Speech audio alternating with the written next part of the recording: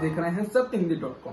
सत्य हिंदी का Android app आ चुका है। उसको डाउनलोड करने के लिए आप इस वीडियो के डिस्क्रिप्शन में जा सकते हैं।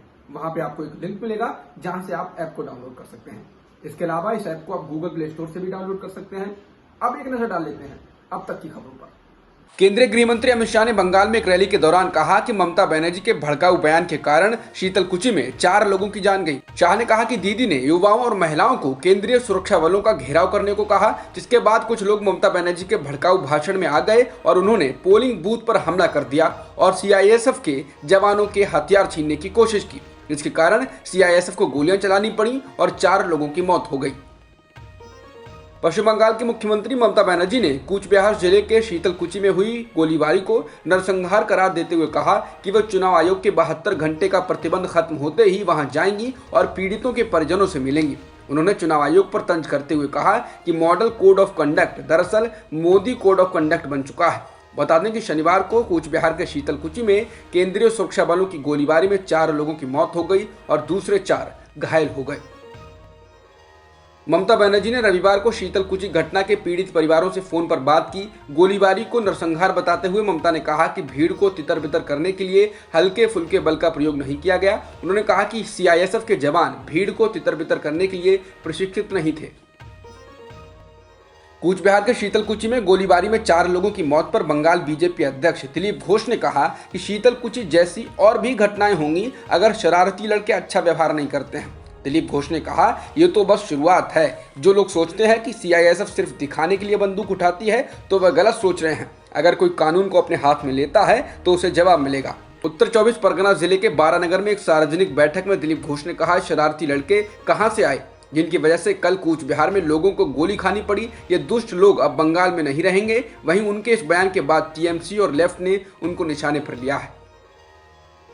भारत में पिछले एक दिन में 1,68,912 कोरोना संक्रमण के नए मामले दर्ज किए गए हैं और 904 लोगों की मौत भी हुई है, जिसके साथ ही देश में कुल सक्रिय मामले 12 लाख के पार हो गए हैं और मरने वालों का आंकड़ा भी 1,70,000 के पार हो चुका है। फिलहाल 10,45,00,000 से अधिक लोगों को वैक्सीन की डोज भी लगाई जा चुकी है।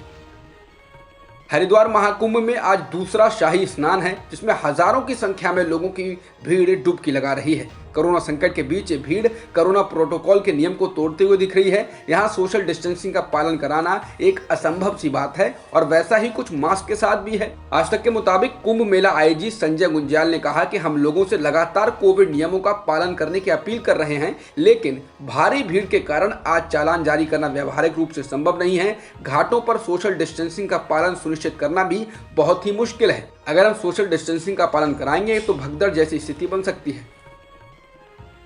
देश में सबसे अधिक कोरोना प्रभावित राज्य महाराष्ट्र में लॉकडाउन लगाने को लेकर फैसला बुधवार 14 अप्रैल के बाद लिया जाएगा। रविवार को कोविड-19 टास्क फोर्स की अहम बैठक के बाद प्रदेश के स्वास्थ्य मंत्री राजेश टोपे ने ये बात कही। टोपे ने कहा कि बैठक में इस बात पर चर्चा की गई कि अगर लॉकडाउन लगाया जाएगा तो कितने वक्त के लिए होगा, प्रदेश की अर्थव्यवस्था पर इसका क्या असर होगा और कितना असर पड़ेगा।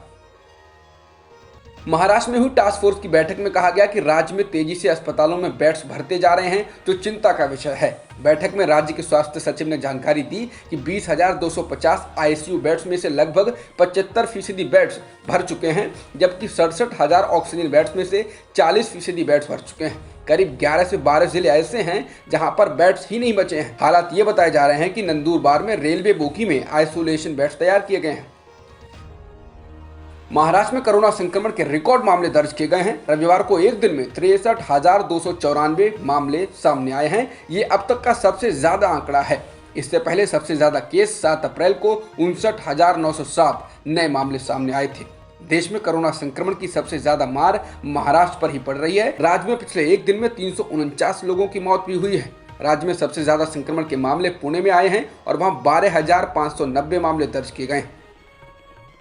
दिल्ली में तेजी से बढ़ते कोरोना संक्रमण के बीच मुख्यमंत्री अरविंद केजरीवाल ने रविवार को कहा कि पिछले 10 से 15 दिनों में कोरोना के केस तेजी से बढ़े हैं। उन्होंने कहा कि दिल्ली कोरोना की चौथी लहर का सामना कर रही है और यह बेहद खतरनाक है। उन्होंने कहा कि तीसरी लहर से भी ज्यादा खराब हालात हैं। बता दें कि दिल्ली में पिछले एक दिन में 10,732 मामले दर्ज किए गए हैं। इसमें से एक दिन पहले शनिवार को ही दिन में 7,897 नए कोरोना वायरस के मामले आए थे। अब तक की खबरों में इतना ही। बाकी खबरों के लिए बने रहिए सत्यहिंदी.com के साथ। सत्य हिंदी का ऐप डाउनलोड करें गूगल प्ले स्टोर पर।